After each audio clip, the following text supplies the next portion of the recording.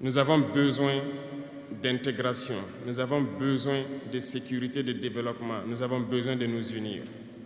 Certes, vous entendrez parler de l'Union africaine. Oui, elle existe. Mais quel est l'effet de l'Union africaine en réalité?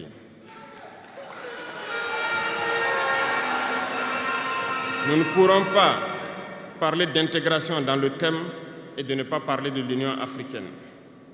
Parce que c'est cette organisation qui devrait nous unir, créer l'intégration réelle.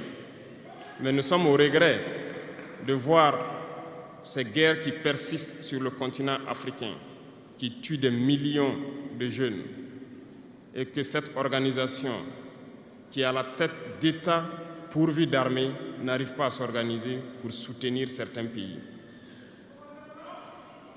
L'union n'est pas juste un mot. L'union, c'est un symbole.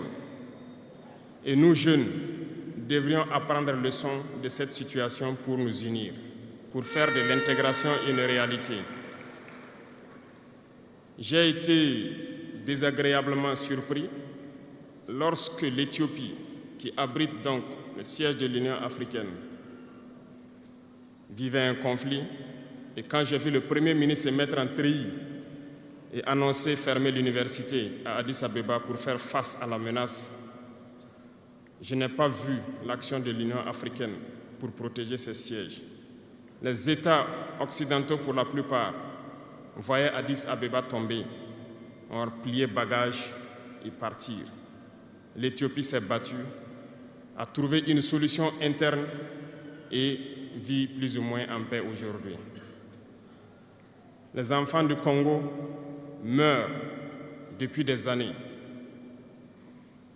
Plusieurs autres conflits, tels au Soudan, existent sur le continent. Nous aurions aimé voir l'Union africaine générer les forces et toutes les stratégies nécessaires pour soutenir ces États pour qu'ils puissent retrouver la paix. Nous ne viendrons même pas parler de nous ici au Sahel. Depuis près de 10 ans, le Sahel est le théâtre du terrorisme international. Mais nous ne voyons aucun soutien de ces organisations pour trouver une solution à ce problème.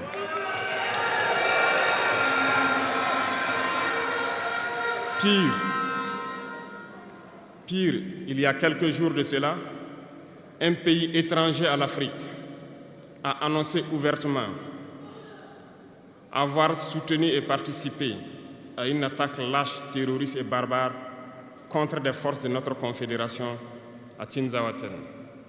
L'Union africaine n'a pipé aucun mot pour condamner cette ingérence. L'Union africaine n'a pipé aucun mot pour condamner cette ingérence d'un État extérieur à l'Afrique dans les affaires internes de nos États. Et ce coup de gueule, je souhaiterais qu'ils l'entendent et qu'ils sortent donc de leur silence et poser des actes pour que la jeunesse puisse croire en l'Union africaine.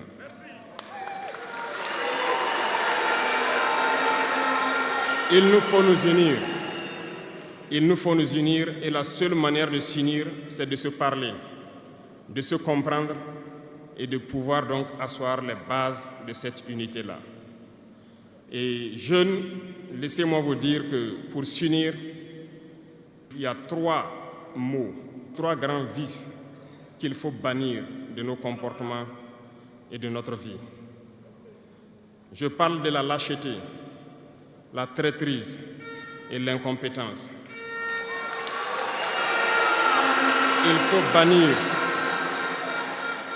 faut bannir ces 3 mots de notre mode de vie. Et je m'en vais vous expliquer pourquoi. La lâcheté recouvre beaucoup de vices. Un lâche a toujours peur. Et lorsqu'on a peur, on devient un esclave. On se plie, on lèche les bottes.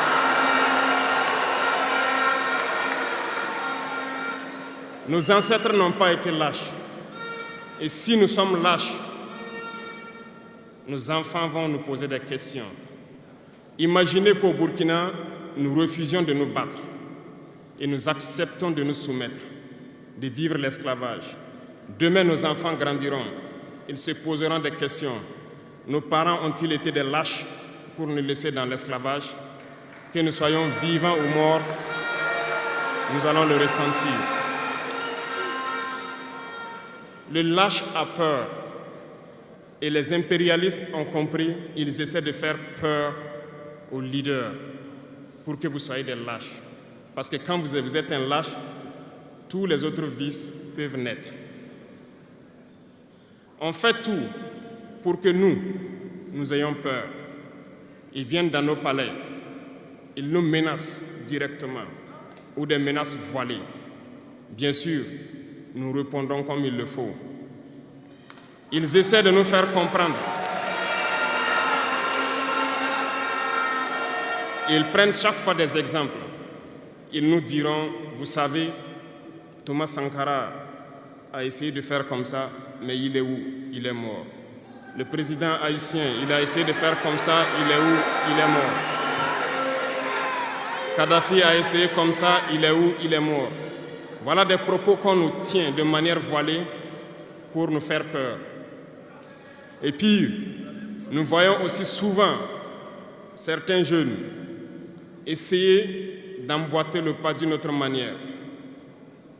On peut les entendre dire « telle personne a régné ainsi, il est à la CPI. Telle personne a régné ainsi, il est en prison. » Tout ça pour essayer de nous faire peur, pour qu'on devienne des lâches. Mais je pense qu'ils n'ont pas compris quelque chose. Quand nous disons la patrie ou la mort, nous vaincrons, ce n'est pas qu'une phrase. Ce n'est pas qu'une phrase, ça a tout son sens. Nous n'avons pas peur et nous n'aurons jamais peur. Nous continuerons notre lutte.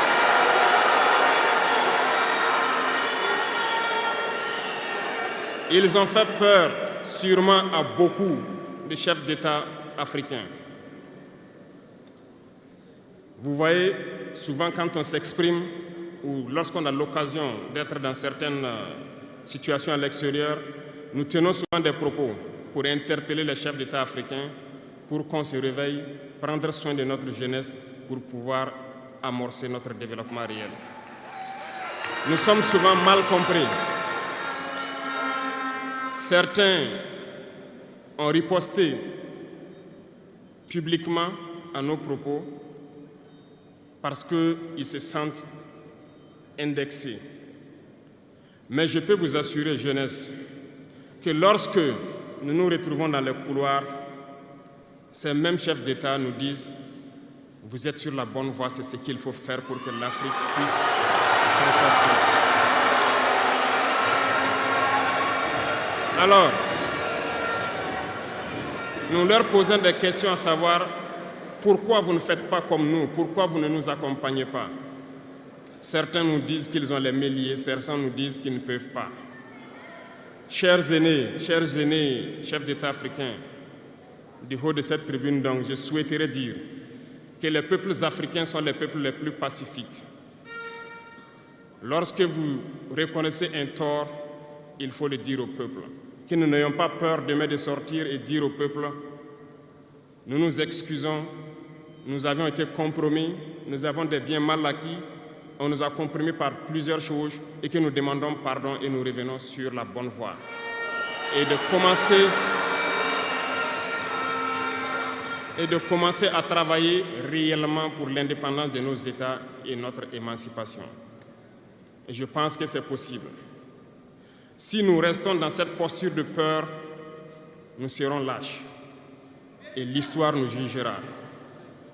Nos enfants poseront des questions, nos petits-enfants poseront des questions. Nous sommes en train d'écrire l'histoire, il n'y a pas de place pour la lâcheté. Si nos ancêtres avaient été lâches, nous ne serions pas là. Souvenez-vous, je vous prends un exemple des peuples Bamileke et Bassa, je veux parler des Camerounais. L'Union des populations du Cameroun, qui depuis les années 50 a commencé une lutte implacable contre les colons. Mais ils ont été massacrés. Les armées coloniales françaises en son temps ont déversé des bataillons d'infanterie, des chars, des hélicoptères, ont anéanti des villages entiers. les tortures les plus inhumaines ont eu lieu en cette période. Vous pourrez faire des recherches sur ce qu'ils appelaient la balançoire ou le bac à ciment. Des centaines de milliers de populations ont été décimées ainsi en Afrique parce qu'ils ont osé demander aux colons de quitter leur terre. Ça a abouti à une guerre civile qui a duré plusieurs années. C'est pour dire que des gens ont osé, ont affronté à main nue les impérialistes pour que nous soyons là. Il n'y a pas de raison que nous ne puissions pas affronter les impérialistes pour que nos générations à venir puissent vivre. Il y a beaucoup d'exemples à travers l'Afrique d'hommes courageux qui ont refusé d'être lâches, qui ont combattu, qui ont fait face. Eh bien, soyons dignes de ces gens. Nous sommes leurs descendants et soyons dignes d'eux. Un lâche ne peut pas être digne. Ne soyons pas lâches, jeunesse africaine. Parce qu'un lâche est toujours un traître. Et ça va de pair. Ils essaieront de nous faire peur pour que nous soyons lâches. Et si nous sommes lâches, nous allons trahir. Il faut bannir la traîtrise de nos habitudes. Des Africains ont été traîtres pour que la traite négrière réussisse en Afrique. C'est parce que des Africains ont été traîtres que la colonisation a pu tenir en Afrique. Interrogeons l'histoire, nous le verrons. Lumumba, Patrice Lumumba a été trahi parce qu'il a osé tenir tête. Et ces mêmes télévisions belges sont venues au Congo pour quelques billets tendus à des individus au Congo pour une interview pour contenter leur population. Et vous avez pu suivre ça. Lumumba nous dérangeait, il est mort, on est content. C'est de la traîtrise. Beaucoup d'autres héros sont tombés pour que nous soyons là aujourd'hui. Et c'est une technique de l'impérialisme, de faire peur aux autres en menant des actions pour réellement créer la terreur. Ça n'a pas commencé aujourd'hui. Je vous prendrai l'exemple d'un guerrier qui s'est battu, Victor Biakaboda. Lisez, vous comprendrez. Il est issu d'une famille de chefs, pas de la chefferie donnée par le colon. Il était un enfant digne. Il a fait ses études au Sénégal, je crois. Il est venu médecin en Guinée et lorsque le RDA a été créé, il a rejoint la Côte d'Ivoire pour mener le combat contre les impérialistes, contre les envahisseurs, contre le colon. Il a essayé d'organiser la société ivoirienne. Partout, les gens ont commencé à porter la voix. Il y avait en son temps un général Péchou qui a fait massacrer les populations ivoiriennes pour que jamais cet esprit de liberté ne puisse germer. Il a continué son combat aux côtés de Félix Houphouët-Boigny. Ils ont lutté, mais le plus virulent était Victor Biakaboda. Il représentait une menace pour les impérialistes. Qu'ont-ils fait? En plus de massacrer les populations qui manifestaient, un soir, ils l'ont tué de manière atroce à côté de Boisflé. Quelques heures après, lorsque les populations de Dimbokro ont entendu l'assassinat, ils ont marché, ils ont manifesté, ils ont été massacrés par l'armée coloniale. L'histoire est têtue, les faits sont là. Après sa mort, qui a fait peur à Félix Houphouët-Boigny, ils l'ont appelé et ils l'ont dit: si vous continuez la lutte, vous connaîtrez le même sort. Il a eu peur et il s'est rallié à l'impérialisme. Il a été nommé ministre en France et plus tard il est venu prendre les rênes de la Côte d'Ivoire. Et ils l'ont utilisé pour éliminer beaucoup d'autres personnes qui osaient lever la voix. Et je pense que Thomas Sankara est un bel exemple.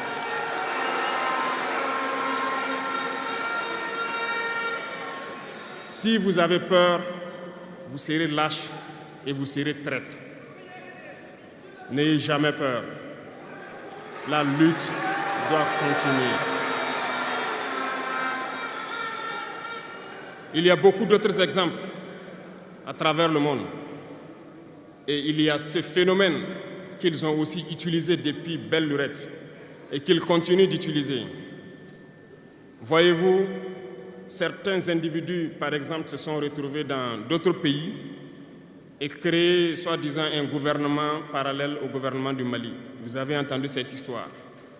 Ce n'est qu'une technique qui a existé dans le temps. Je vais vous prendre l'exemple de Ahmed Chalabi, l'Irak. Ce professeur de mathématiques qui a même été dans le gouvernement irakien a été récupéré par les impérialistes et il a formé ce semblant de gouvernement parallèle à l'Irak aux États-Unis.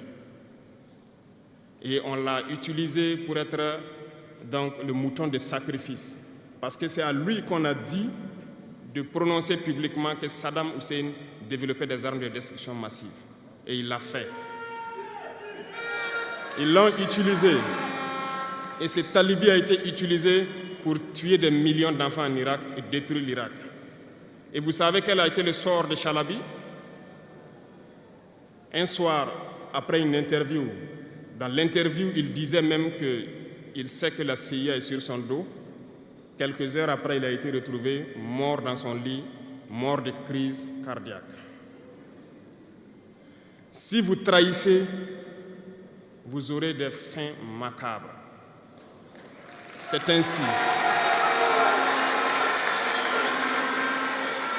L'impérialisme n'a pas d'amis. L'impérialisme vous utilise et quand il finit de vous utiliser, il fait de vous ce qu'il veut. Suivez mon regard, vous comprenez de quoi je parle. Ça a toujours été comme ça.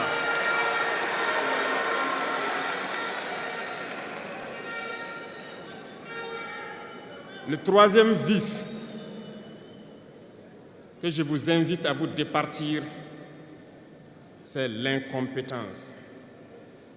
Ah, je reviens encore au mot du slammer qui a marché sur ma langue. L'incompétence, vous comprendrez de quoi il s'agit. L'incompétence est un phénomène très dangereux qu'ils ont utilisé pour détruire la société africaine. Dans nos administrations, il y a beaucoup d'incompétence. Reconnaissons-le. Les incompétents ont beaucoup de place à côté de l'impérialisme. Parce que les incompétents peuvent plomber le développement d'un pays. Les incompétents peuvent vous amener à douter de vous. Les incompétents aiment la facilité. Les incompétents aiment tout pour eux seuls. Les incompétents n'aiment pas ceux qui sont compétents. Ils n'aiment pas ceux qui innovent, ceux qui cherchent. Les incompétents sont dangereux. Lorsque vous êtes éclairé, l'incompétent ne vous aime pas. Lorsque vous voulez innover, l'incompétent ne vous aime pas. L'incompétent sait reconnaître celui qui est compétent et il va le combattre jusqu'à son dernier souffle parce qu'il a peur de celui qui est compétent. Cherchez la connaissance et travaillez dur pour être compétent. Bannissez l'incompétence. Parce que, à travers les distractions qu'on veut nous faire adopter, on devient incompétent. Je vous prends un exemple. Les réseaux sociaux sont les lieux de publication des informations aujourd'hui. Les gens s'informent à travers Internet et beaucoup de choses. Un jeune qui publie sur les réseaux sociaux un article sur sa ferme ou un projet agricole ou un projet scientifique, je suis jeune, je connais les termes. Il n'aura pas peut-être 1000 vues. Mais un jeune qui publie sur des futilités, ce que moi j'appelle du n'importe quoi, il a des millions de vues.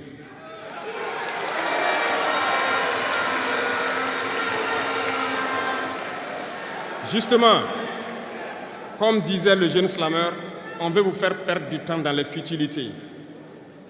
Prenez conscience, intéressons-nous au travail et cherchons la connaissance, cherchons la compétence. Se distraire, c'est bien, mais on doit travailler d'abord, avant de se distraire. Cherchez la connaissance, sinon vous perdrez du temps à ne rien faire. Et la jeunesse, c'est l'époque, c'est la période où il faut exploiter son temps à bon escient. Les impérialistes le savent. Voilà pourquoi ils vont multiplier tout ce qui est événement de distraction. Ils vont multiplier tout ce qui est événement qui peut vous détourner du travail pour que vous soyez des incompétents. Et en ce moment, quand vous êtes endormis, on choisit les incompétents pour diriger tout ce qui est structure importante. Et vous n'avez le choix que de vous plier. Ne soyons pas incompétents, cherchons la connaissance. Les incompétents se cachent souvent derrière des mots. Ils emploient les termes de démocratie, de liberté, sans se rendre compte de quoi il s'agit.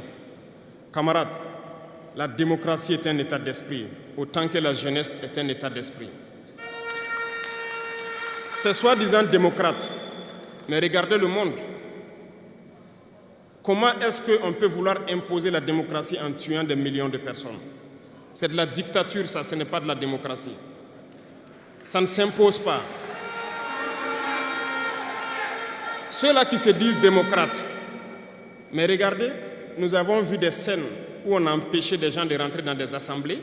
On a vu des scènes où des forces ont débarqué dans des assemblées pour obliger les députés à prendre des textes. On a vu des scènes plus terribles que ça, où les gens tuent leurs manifestants. Mais eux, ils s'appellent démocrates et nous, on nous appelle donc des putschistes.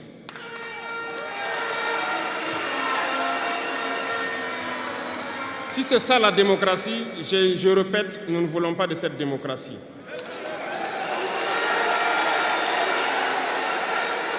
Et quand vous voyez souvent les incompétents, ils ne cherchent pas à savoir quelle est la signification du mot démocratie en réalité. Ils s'accrochent juste à la définition qu'il lui a donnée l'impérialisme et il se met à parler de démocratie sans réellement connaître le fondement. Ça, c'est de l'incompétence. Il faut chercher à connaître, avoir la connaissance, regarder le monde pour redéfinir la démocratie telle que nous le voulons en Afrique.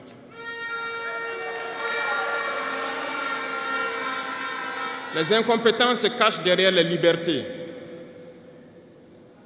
Retenez une chose, il n'y a pas de liberté individuelle qui existe. C'est un fait. Vous pensez vraiment que chacun est libre? La liberté est collective. Tant que nous vivons dans une société avec des règles, la liberté est collective. Parce que si vous ne respectez pas les règles, vous ne pouvez pas vivre dans la société.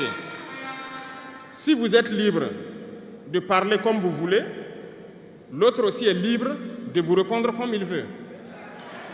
Ça sera du désordre. Si vous êtes libre de rouler dans la rue et de passer le feu au rouge comme vous voulez, l'autre est libre de passer aussi et de vous cogner.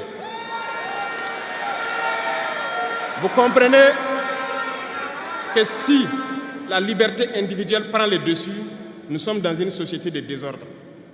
Voilà pourquoi il y a des règles dans la société. Et les règles, tout le monde doit les respecter. Et là, on parle de liberté collective.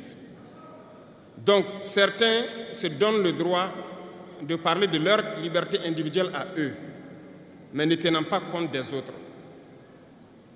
Je pense que ça fait partie aussi de l'incompétence, parce qu'ils ne cherchent pas à comprendre, ils s'arrogent les droits que peut-être les États les ont donnés pour sévir, pour faire tout pour eux, en négligeant les libertés des autres.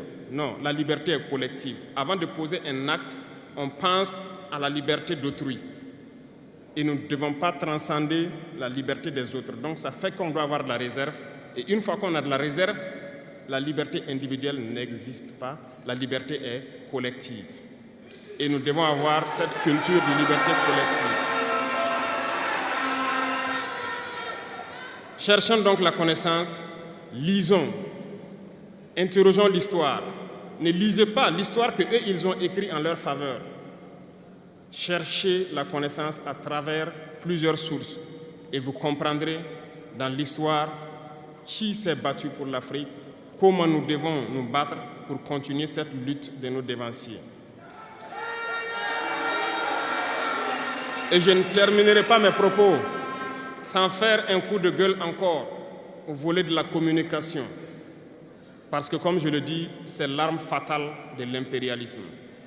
Et vous, jeunes, vous devez tout faire pour savoir distinguer le vrai du faux. Nous continuerons à démonter les mensonges des médias impérialistes qui essaient de toujours créer des soucis en Afrique. Parce que ces médias, par leur bouche, ils peuvent vous rendre un roi demain. Par leur bouche, ils peuvent vous faire quitter de votre position de roi et vous rendre un piètre esclave demain. Faites attention. Je suivais une émission, malheureusement, il n'y a pas longtemps, burkinabé, où un jeune journaliste a sorti une phrase qui m'a laissé un peu perplexe. Il parlait de la Corée du Nord. Et le journaliste a dit, mais il meurt de faim en Corée du Nord. A-t-il pris le soin d'aller en Corée du Nord enquêter pour voir vraiment s'il meurt de faim? L'idée que les médias impérialistes ont vendu de la Corée du Nord est plus développée que beaucoup de pays européens. Et parce que ces médias nous disent la Corée du Nord c'est la dictature, les gens meurent de faim, ils sont pauvres, ils n'ont rien, on prend ça ainsi. Mais la Corée du Nord est une puissance nucléaire. Comment est-ce qu'ils ont fait?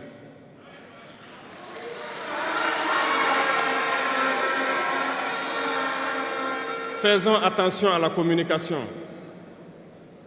Il ne faut pas suivre de manière aveugle ces médias menteurs qui ne cherchent qu'à diviser l'Afrique. C'est logique, ils se battent pour les intérêts de leur peuple. Et l'intérêt de leur peuple, c'est que l'Afrique soit divisée. Alors, jeunesse du Burkina, jeunesse d'Afrique, il faut qu'on s'unisse. Il faut bannir la lâcheté, il faut bannir l'incompétence, il faut bannir la traîtrise et tous les vices dans nos sociétés. Nous avons des occasions de nous parler. On rend grâce à Dieu de ces occasions que nous avons chaque fois de nous parler, de nous conscientiser. Et je vous invite à repartir encore lire, à se mettre au travail pour que l'Afrique que nous voulons, autosuffisante alimentairement, soit une réalité. Pour que l'Afrique que nous voulons pour un développement harmonieux soit une réalité. Parce que je reviens sur votre thème. Il n'y a pas de paix et de sécurité sans développement. Les deux vont de pair. S'il n'y a pas de développement, il n'y a pas de sécurité. Parce que s'il n'y a pas de développement, la jeunesse va forcément se retrouver dans les vices. Et il n'y aura pas de sécurité. S'il n'y a pas de sécurité aussi, il n'y a pas de développement. Donc les deux doivent aller de pair. Intégrons cela dans nos combats pour que nous puissions nous battre et nous développons. Allons-y vers la production. Produisons suffisamment. Transformons sur place nos matières premières pour que ce soit bénéfique pour nos populations et envie d'exporter cela.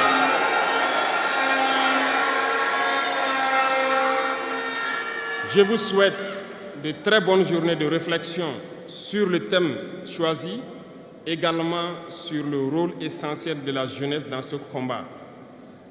Bonne chance à tous.